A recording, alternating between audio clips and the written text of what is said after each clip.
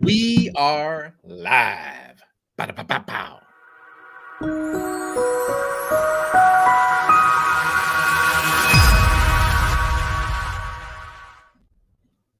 Hey folks, welcome to another LifterLMS pre-sales call. You may notice that if you watch these all the time, I'm jumping right in. Usually Will jumps right in, but Will is on the road, so he might be fading in and out on us. Smile, Will, so we can see a smile. Yeah, see, I can't see a smile either. All right, so there he goes. Now his smile is frozen. Dude, that's perfect. I should take that screenshot. It's a wonderful model shot of you. Folks, these pre-sales calls are they're meant to be kind of fun. They're meant to be informative. We are here to help you. And so if you have any comments, questions, concerns, anything about using LifterLMS or sometimes WordPress in general, you can put those into the comments and we will see those come in. In the meantime, I can see that we've already got a couple of people in. So if you would, just go ahead and kind of let us know, where you're at or where you're watching from. For example, I'll jump in there and I'll just put in a quick post saying that I am in Kansas. Oh no, Dorothy, we're not in Kansas anymore. All right. Will, how's your week going, man? Is my audio coming through all right? I can't really. Yeah, audio's good. It's the visual's a little sketchy, but audio's good. Okay, awesome. Well, yeah, my week's going all right. I've been attending a lot of WordPress events this week. Just freelancer meetups, all kinds of webinars about accessibility and just understanding the industry overall. But a lot of WordPress goes deep. There's a lot to learn in this ecosystem and a lot to learn about how to create things in the web. So I'm just exposing myself to that more and more. How about you? A little bit of the same. I don't know if you guys remember, but well, I didn't really talk about it on this. So I did it before. I have a podcast, and on that podcast, I had a guest on, Anil Gupta. And Anil owns a big agency called Multidots. Big WordPress agency. They have Pepsi as a customer. Like, that's how big they are. And then they have a couple of plugins and stuff like that. Well, I had the pleasure of interviewing him again today, but for the WP Tonic podcast. And and I'm sure you experience this too, Will, but sometimes when we first get into WordPress, or like if you're watching this and you're a beginner, you're thinking in terms of small potatoes. Like, if I could just get someone and make a website for $500, for $500 or $1,000 or $1,200, sometimes you get amped and think, well, that's it. That's the game. And then you talk to other people that are, selling projects in the six figures range. And that's been, I'm sure Will be right back to us. Don't panic, folks. There he is. He's coming back. There he is. Look at you. Dude, it's 100% better. I'm back. I'm on my phone now. I can't stop my Airbnb host from streaming her webinar. So I'll just join with my data. We'll do it the old-fashioned way. Well, you're coming through perfect. So that's cool. But what I was just sharing with the folks was, when you get into WordPress a little deeper, a little longer maybe, you start getting exposed to people like Anil Gupta, like, some bigger players, and you start realizing, well, wait a minute, we're all building on the same open source platform. We're all building on, the same foundational cornerstones that can make this thing really powerful or profitable.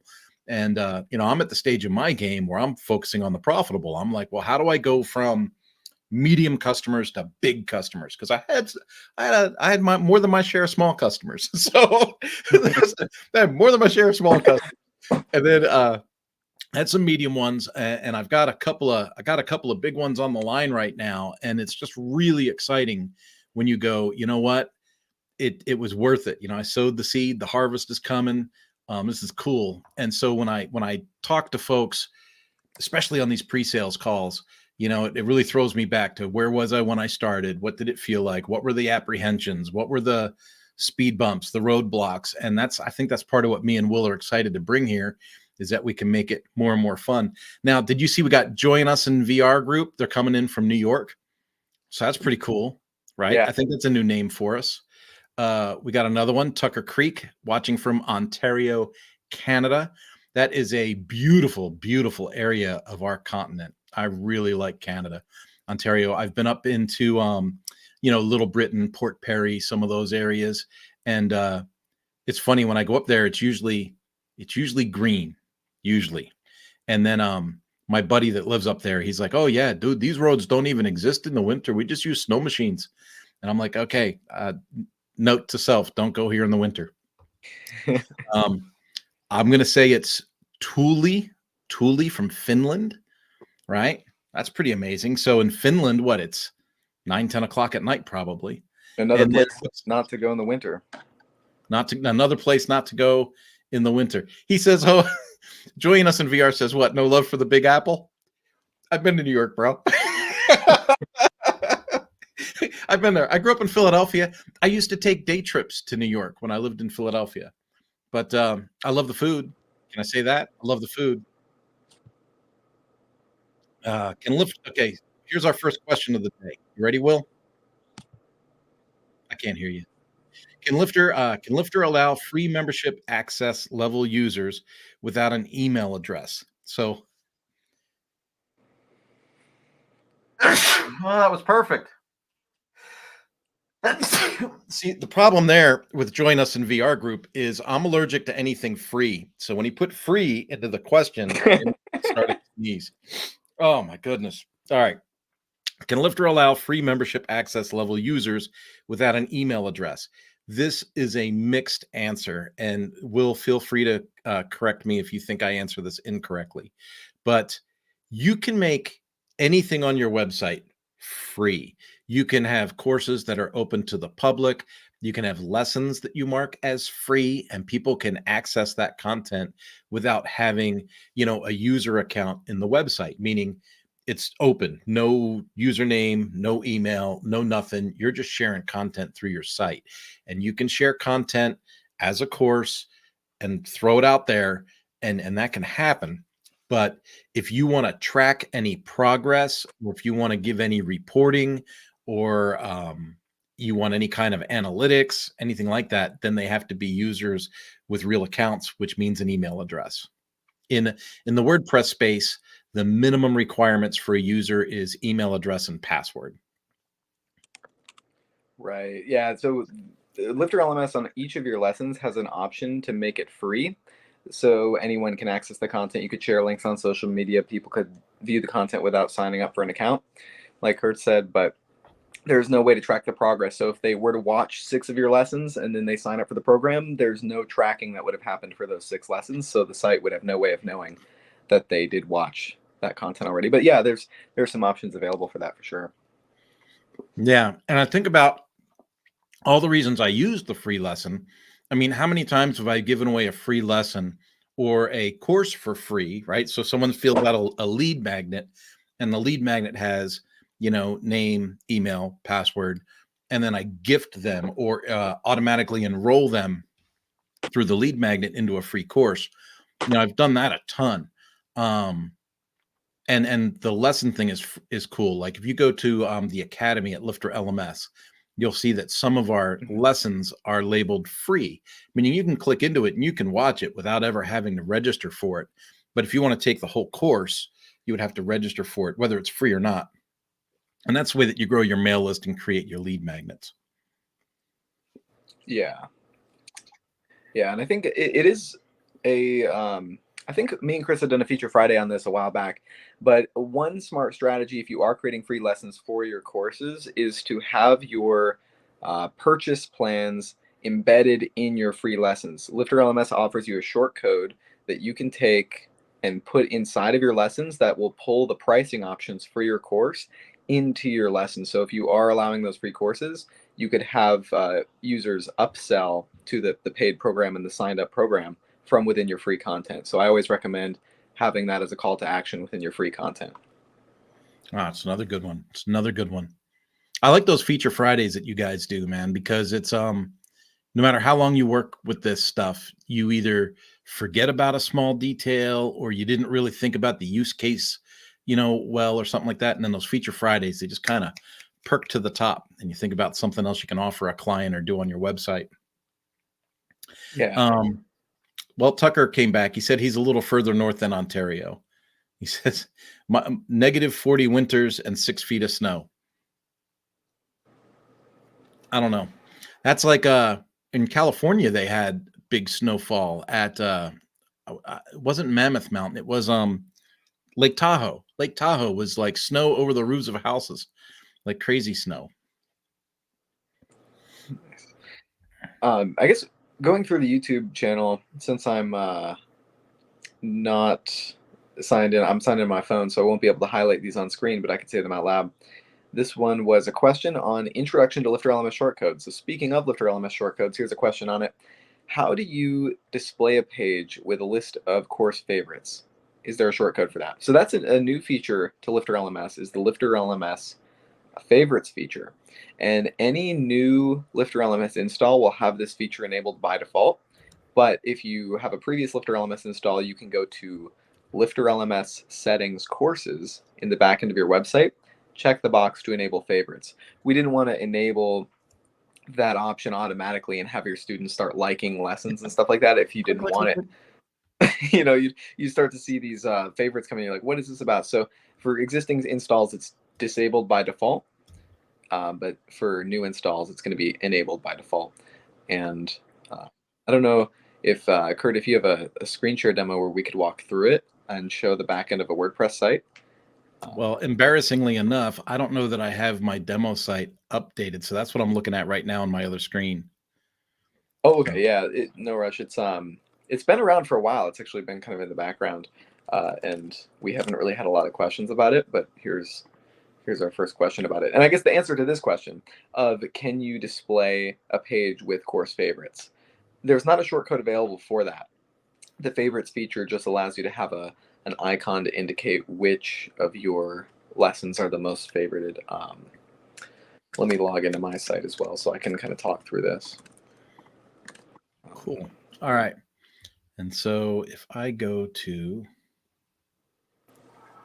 LifterLMS settings, let me go to my StreamYard, present, share screen, window, infinity screen, Shazam! All right, gotta love that. And all right, so in LifterLMS settings, where do I go for this favorites thing, Will?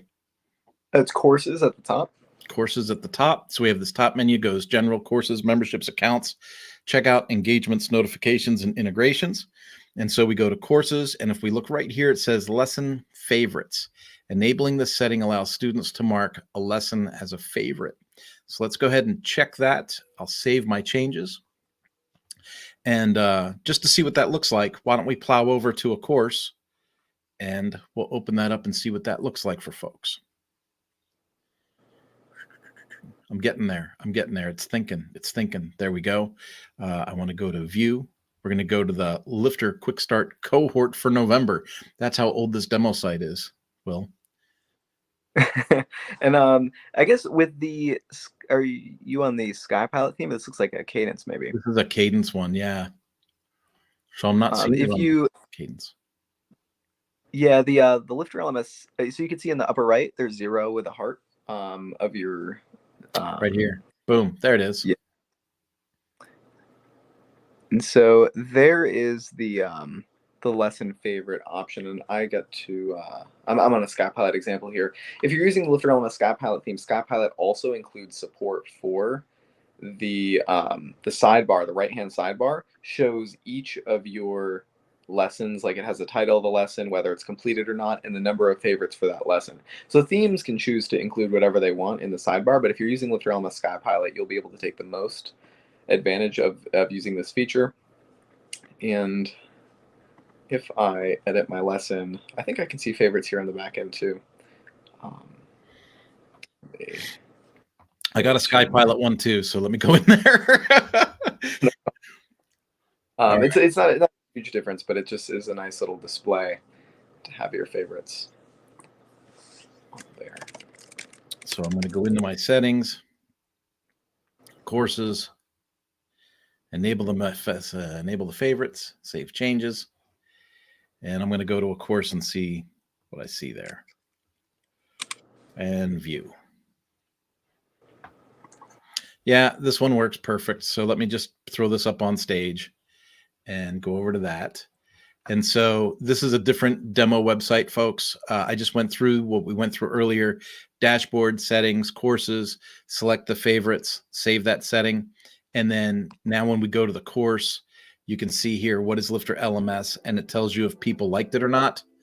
And if we look at the right sidebar, we can also see the hearts there. And so if we were to click on that, you notice I clicked on this heart and this heart turned red as well. So that is kind of how that favorites thing would work. And it would be a way that students would be able to gain more interactivity on the website. And I should point out that we did put out a blog post, 6 or 8 weeks ago, about how to increase interactivity with your students on an e-learning website. And so this is one more item that would be added to all the features that we talked about in that blog post. You know, for giggles, Will, I'm going to go look up that blog post real quick and put that in the comments. Sounds great. And there was a there was a blog post 4 days ago about boosting your LMS engagement using the favorites feature. LifterLMS.com/blog/favorites is where you could find that one. Here we go. I'll put it right in here. I got it. Blog post on favorites. And let me go ahead and put that up on the screen for people if they want to write it down a different way. And I'll go see if I can find that other one.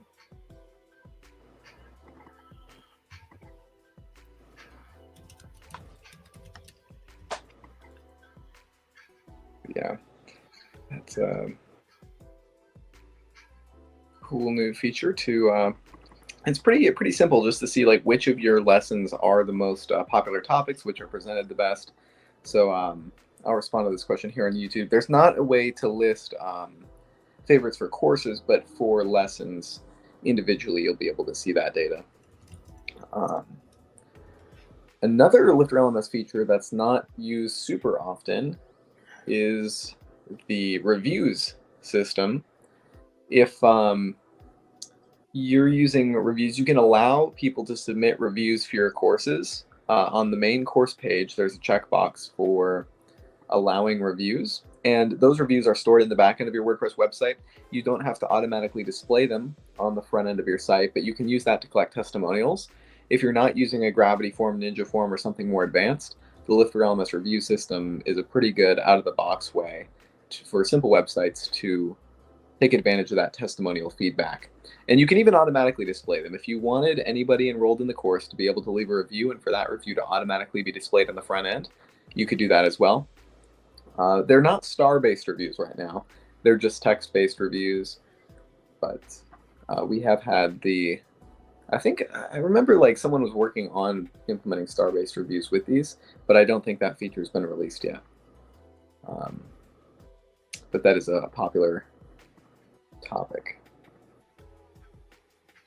And going through the YouTube comments, it seems like if I close this out, this is a good question. I really like your help. I have a blog site that I need to post some tutorials on. All the courses are free, so no registration or enrollment is required.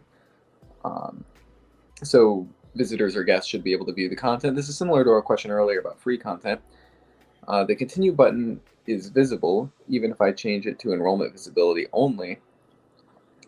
Even if I link the lesson myself, the mark complete button displays and completed lessons are not marked. I'm not sure what that would be going on. I'm thinking like with the enrollment visibility option on the course continue button, if there's some kind of an issue with the visibility for your enrollment button, what you might want to try is wrapping it in a group. Sometimes when I have trouble finding visibility features or making visibility features work for certain elements, what I'll do is I'll use a WordPress group block in order to wrap any elements inside of a group, and then I'll turn on the enrollment visibility for the group instead of trying to work with enrollment visibility directly for that block. And then the second part of this question is if I link the lessons myself, the mark complete button disappears and the completed lessons are not marked. I'm not sure if I link the lessons myself. I'm not sure exactly with the setup what they're trying to do.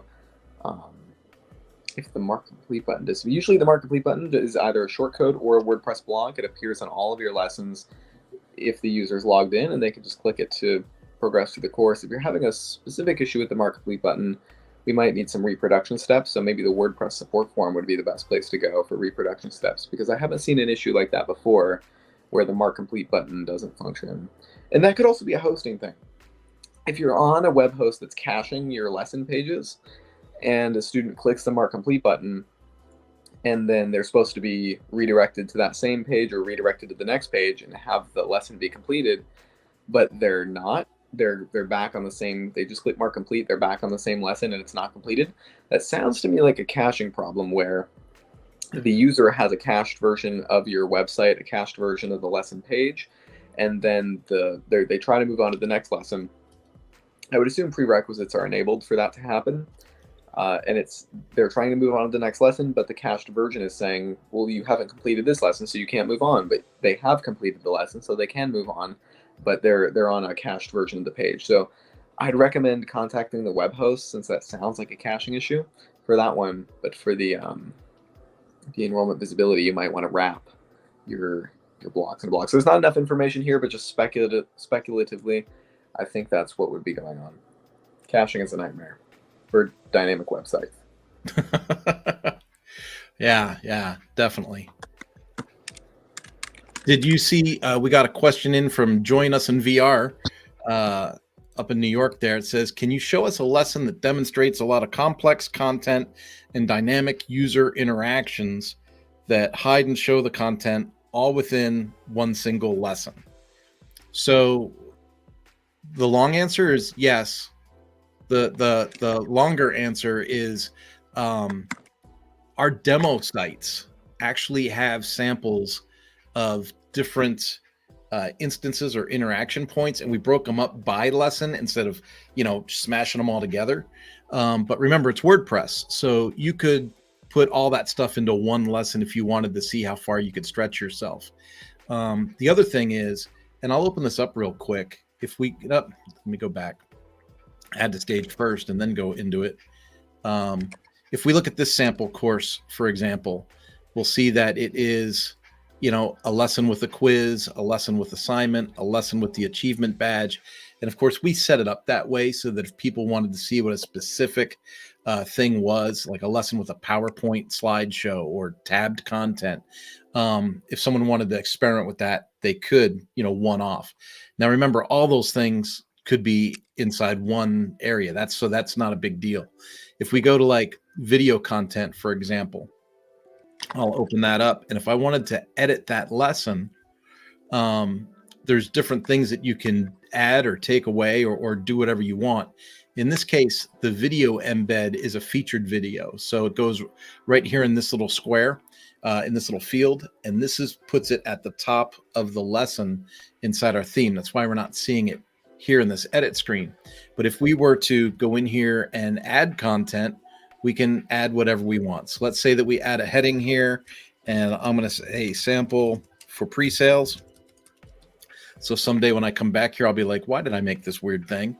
And then let's say we want to add in a paragraph. So we'll put in some words here. And the part that you were asking about, well, how could you make it visible or not visible to certain people? If we highlight a block, so we're in the block editor, if I highlight this block over here for enrollment visibility, it'll say display to. Right now it says everyone, but we could make it to enrolled users only, to non-enrolled users, to logged in or logged out users. And so we can play with that. You can also restrict certain content based on like a membership level or something like that if you're in a blog page or a regular page inside the site.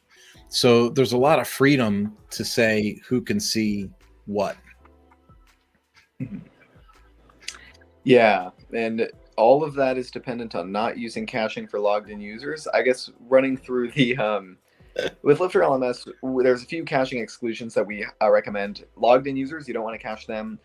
Users that are visiting the lost password page, you don't want to cache them. I remember there was a web host that had an issue with caching users on the lost password page, people would enter their email, get a reset password, and then they would click the link from the email and it would say invalid key because they're viewing like a cache version of the page. So always lost password page, student dashboard page, logged in users, and there was one other one, the purchase page.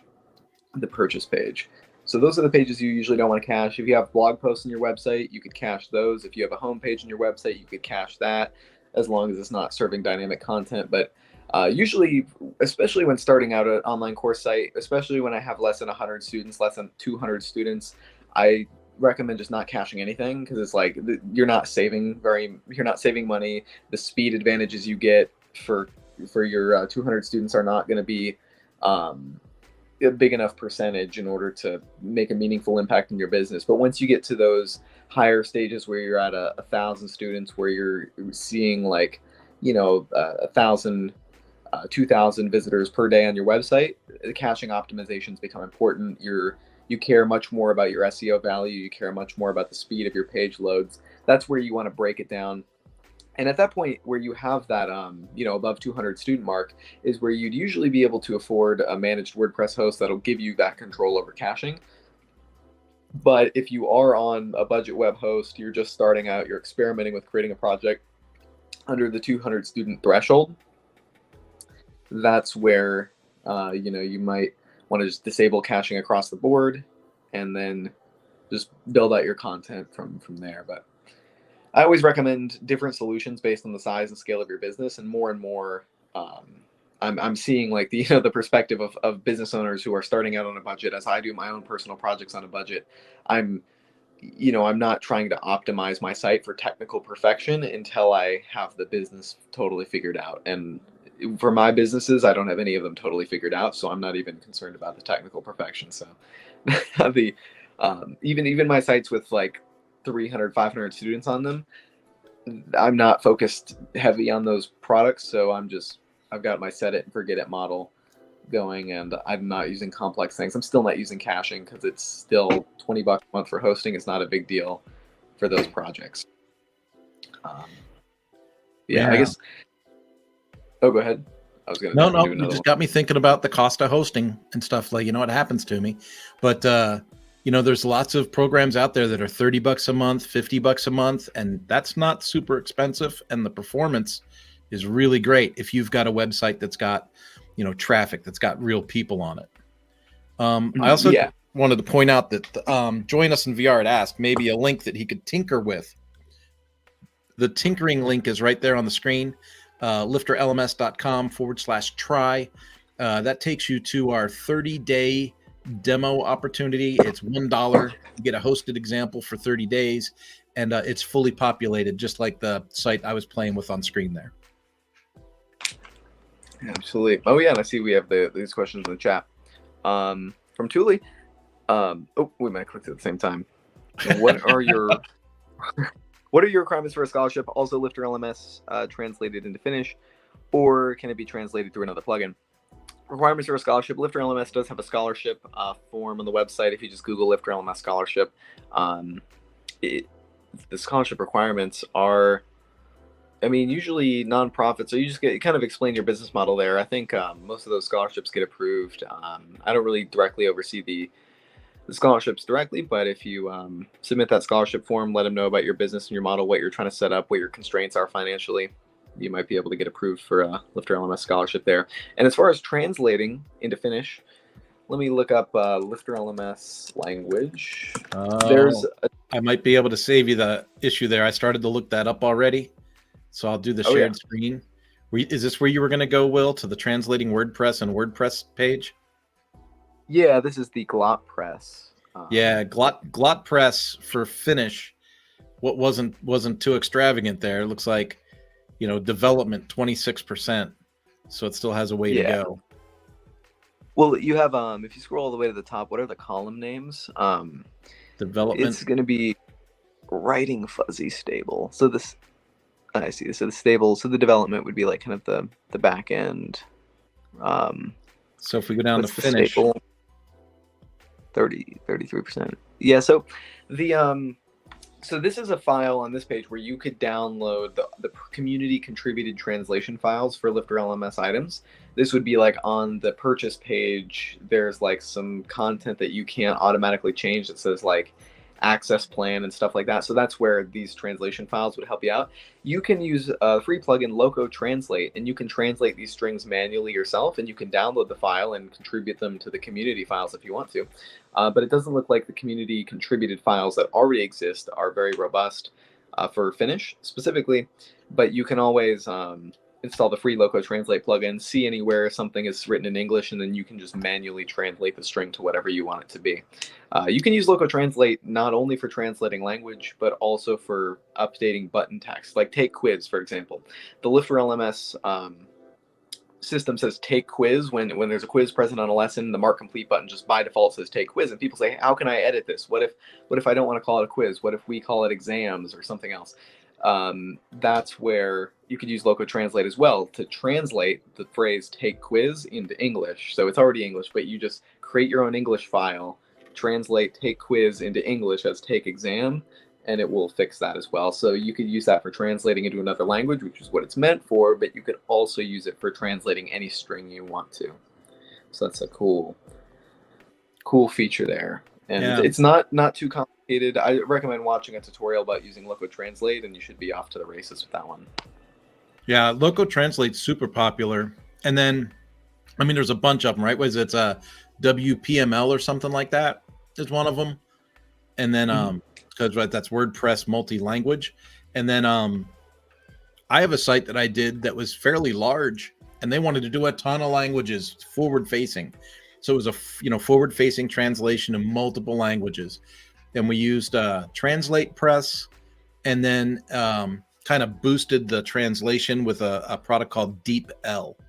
DeepL supposedly has a more accurate translation library. And so we did that, and it works out really well. What happens is when the user goes to the website, at the bottom right, there's like a little tab that says choose your language. They click on it, it comes up. They can pick any language in the list, click that, and then it, the window fades back down to the bottom, and the whole site just, transfers into Italian or French or whatever. So maybe it'd be worth taking a look to see what Finnish is in that system as well. Yeah, and there's a few different types of websites there where with LifterLMS, the general recommendation is to have a different website per language, where you'd have like a subfolder or something, a separate WordPress install basically. So you could have yoursite.com / FR would be French, and then EN for English. And so you have those different subfolders, but they're separate WordPress installs, separate LifterLMS installs is usually the best way to go, like community best standard of practice and all that. And also having a dedicated person on your team who knows how to speak that language, who can proofread your content and translate not only the text and the words, but the meanings and stuff like that, and also translating your videos. You can use those tools that will automatically translate your content and switch it up to another language, but then it'll be a little bit disjointed. And even if you get the grammar correct, how are you ranking for SEO in those various categories? Are you trying to compete with French websites for your topic? Like, if you were creating a website on like LifterLMS, for example, there's not a lot of content creators creating content specifically about LifterLMS. So if you have a website that's educational about LifterLMS, it would make sense to use those kind of tools to translate your content automatically into other languages, because there's not a resource for how to use LifterLMS in Finnish. But if you're in an industry where there are people, like a larger industry, like what would be an example, like, I don't know, dog grooming or whatever.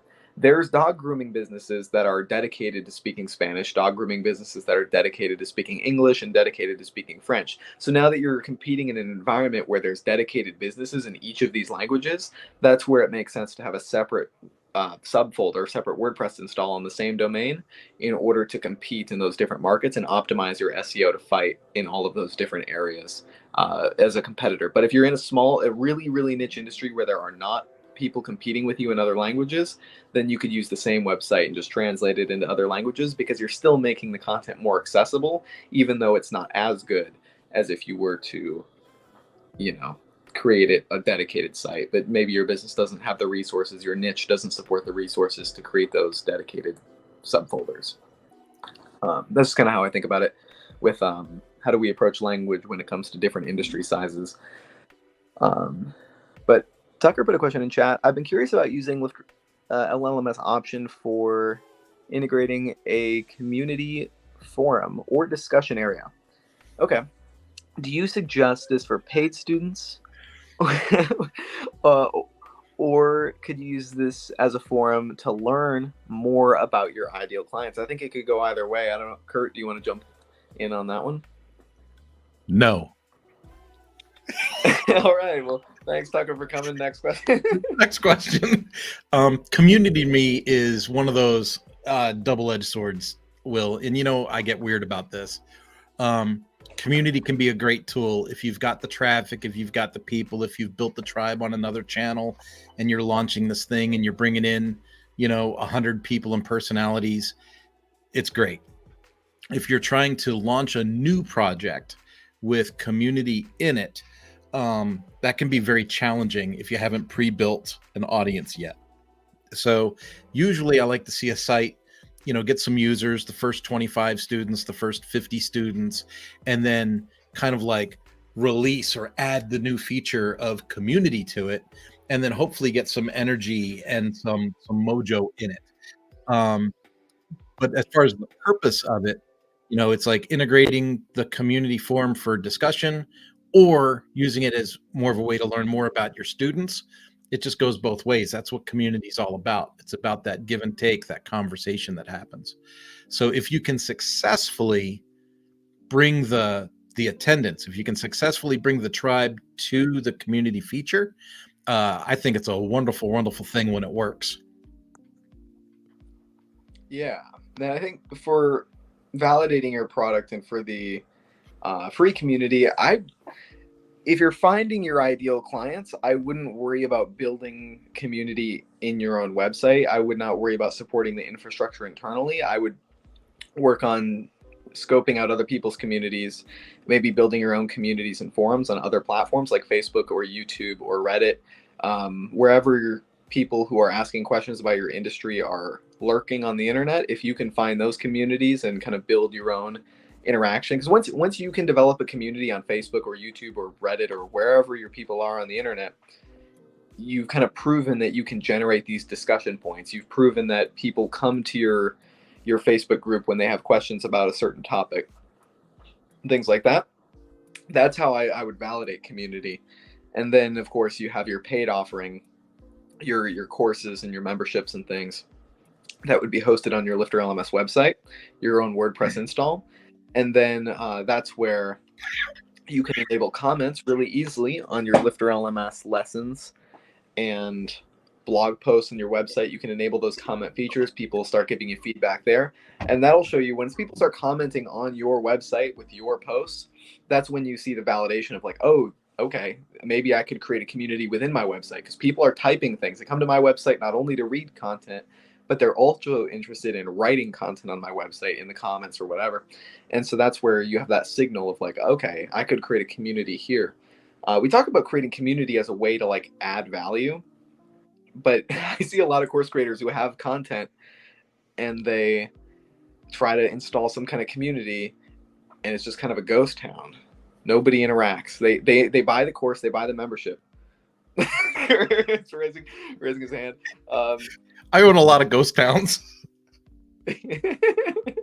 But like I think with a lot of those cases, there wasn't the pre-existing people are writing comments. Like I always use tech as a solution to a problem. And I mean, adding a community or putting money into your organization might be a solution to your own problem, but I mean a solution to your customer's problem of like, if they're not itching to talk to each other and itching to give their input and itching to argue with each other, then there's no reason to have a community tool on your website. Like I have a friend who does movie reviews, and that community of people really want to put their opinions out there and really have discussions with each other.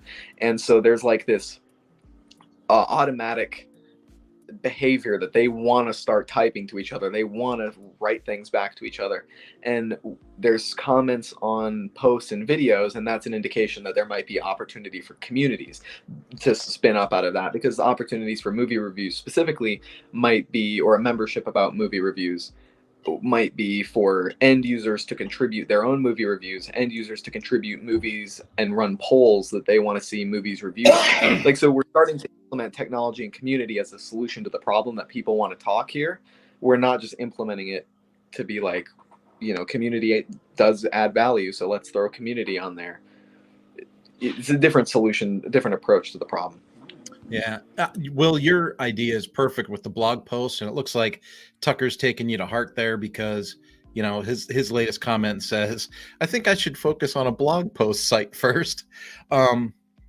Just as an example, I created a website that has social tools on it, and I put it out there for folks to kind of see, and nobody was coming.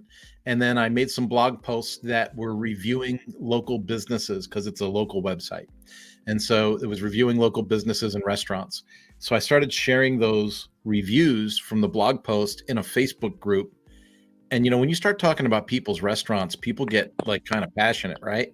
So people started firing back and forth in the Facebook page, and then they realized that the blog posts were linked to a website.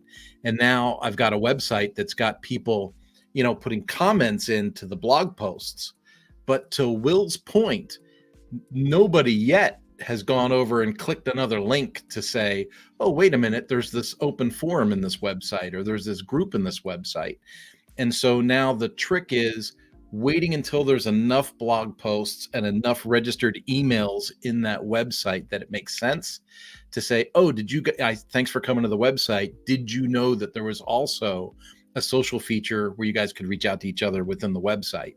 But I think the key there is waiting until there's enough time, there's enough bodies in the room to say this has a chance to actually work. If I did it now with 15 or 20 people in there, I don't think that'd be enough. I think I need 100 or 200 people in there in this instance to make social be a successful launch on that website. Yeah, and the comments, so like with it would be industry specific, but the approach I would take with how do you move, the first thing is to find a community, like find your target audience somewhere else in the world, in Facebook, YouTube, wherever they're at on the internet, and contribute value to that community. And you'll find people will like your comments, you contribute smart comments and smart answers and stuff. And then you start a blog post and you're like, you know what? I can give you the 2-sentence answer on Facebook in the comments, but this is a really deeper subject. I took an hour and I wrote a blog post about it. So you can give them the 2-sentence answer on Facebook and then link to your blog post, which has your actual robust thoughts on the subject. And then make sure to open the comment section up and then see if anyone takes it and leaves you a comment on there. And then that's kind of what I would use to figure it out, because you'll have more robust, insightful thoughts that you could flesh out with infographics or whatever on a blog post. That's what I do. In the LifterLMS Facebook group, I go in there, I read the comment, I'll make a YouTube video about the comment, I'll leave like a quick little description in Facebook, and then link out to the YouTube video, which might be a more robust answer. And then if people jump over to that YouTube video and that YouTube video gets a lot of traction, then I might take it further and make a blog post about it and, you know, go from there. But moving on to another question here. How do I get the page that shows you had lesson number 10 called interactive lesson? I already put it up on the screen, ma'am. So he was looking at, when we were in this sample course for sample course 1, just for people that are coming late to the call, this is one of our LifterLMS demo websites. This is the one that, you know, for $1 you get access to it, fully populated for 30 days. And at the bottom of this sample course, you know, has the course welcome. And then when we were talking earlier, we're saying, here's a lesson with a quiz, one with assignment, one with the achievement badge. At the bottom here, lesson 10 was interactive content. And correct me if I'm not wrong here, Will. Correct me if I am wrong. Is this a H5P example? Yeah. Yeah. So this is a H5P example of, interactive content. So what color do ripe cloudberries have? I don't even know what a cloudberry is. I don't even know. I'm wrong. What country has special selection of cloudberry diplomacy? Sweden. I'm right. Oh my God, I was right. What family of plants does cloudberry belong to? Oak and beech. I'm wrong again. But you see, the idea here is that it's interactive. When we say interactive for the name of this lesson, we're referring to a piece of content that's in there. So this is H5P. H5P is open source. It's means it's free. Like, that's the buzzword. And you can look up H5P, and then there's H5P tools that you can put into WordPress so that everything is functional inside your site. Yeah, and these are H5P is an abbreviation for HTML5 package, like HTML5P for package. So it's just a bunch of HTML that goes in your website, and WordPress supports HTML. So you can embed these things, and they could be crossword puzzles. They could be what Kurt just showed on screen is like a little interactive quiz. They could be flashcards. Yeah. They've put together so many HTML structures for these like complicated things. It's in my opinion, it's better than video. It's better than images. It's better than PDF and better than text. If you have, that's another layer of course creation. It's like we talked about going from validating your information in a community from YouTube to taking it to a blog post. There's a dumb truck outside. I hope you can't hear that. But they just will not stop driving down the street. It's like everyone in this neighborhood has a different dumpster service, and so every truck has to come in here. So we went from YouTube. We went from leaving comments to creating content on YouTube, but then creating content on our own website, to then not only creating blog post content, to creating courses, and then even people liked the content so much that they want to re-engage with it consistently. Then you create a membership, and then you can take your course content, which might be videos, text, PDFs, and you still have all of this engagement with your static content, and then you can make it interactive, because it's like people are loving the videos, they're loving the PDFs, they're loving the images. Let's go even deeper and restructure some of this content as interactive. So I view that in-depth learning as like a next level. Once you've validated that students are interested in your topic, your courses, and all this stuff, and that they've taken and paid for and gotten value from your courses, this is a way where they could get even more value and engagement in your platform with the H5P and SCORM and interactive stuff. But I see that some users will jump into creating content. They'll jump into H5P. They'll jump into SCORM from the get-go. But I'd probably recommend avoiding this stuff until you have, your 100 paid users. And then you're like, okay, people love these videos. They love the content. We've got to upgrade this. And then, just for reference, we've got a blog post we put out last year on using H5P, and that's a long URL. But if you were to go to our blog, you could just search out H5P, and you would come up with that. Add this powerful tool to your e-learning site to gain better completion rates and participation. Yeah, I don't mean to say that like in an admonishing way. If you're interested in H5P and it's inspiring for you and fun to work with, more power to you. But then it's like, at the end of the day, you put a bunch of effort and hours into creating your H5P content relative to your subject matter. You put it on the internet and nobody shows up. That if you're struggling with that answer, that's where you'd want to validate the content before putting in the effort. But if you're just interested in the creative and artistic process of creating content, learning content, more power to you. Go ahead and jump right into H5P without students. But that's always my recommendation.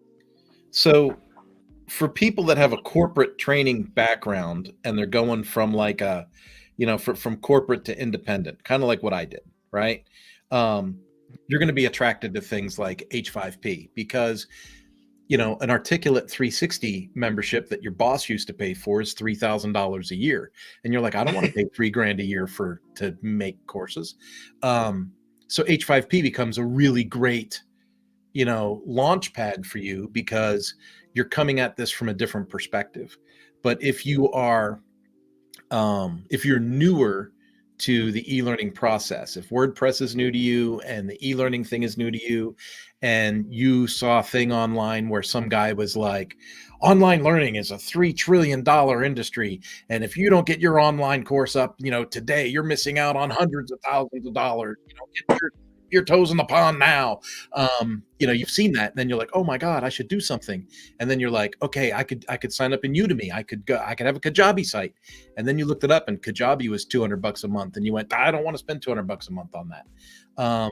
That's where Lifter is like this great thing, because you can do a budget host, a proof of concept, the free core plugin, and you're out $5 to $10 a month to try your proof of concept and try and sell something.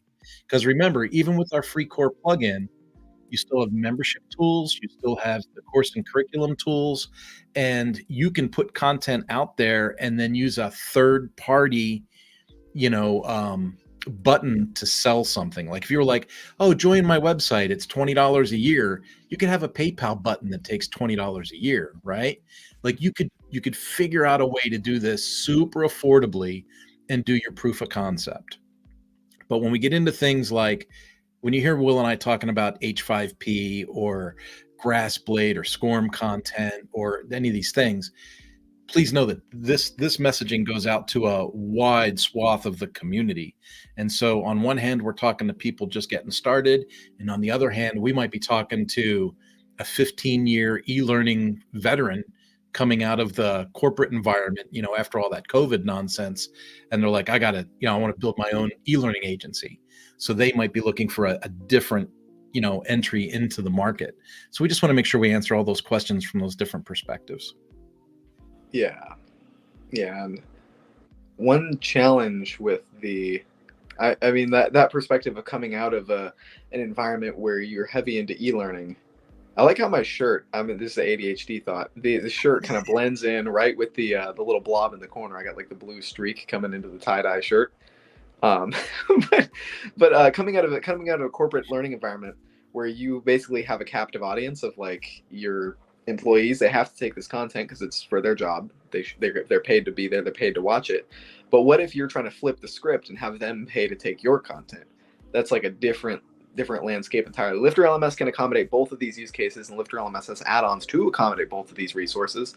The LifterLMS private site add-on is like perfect. I was reviewing all the LifterLMS add-ons for a client last night, but the private site is like perfect for internal training. It's like this WordPress install is not available to anyone on the internet except for the people that we enroll manually.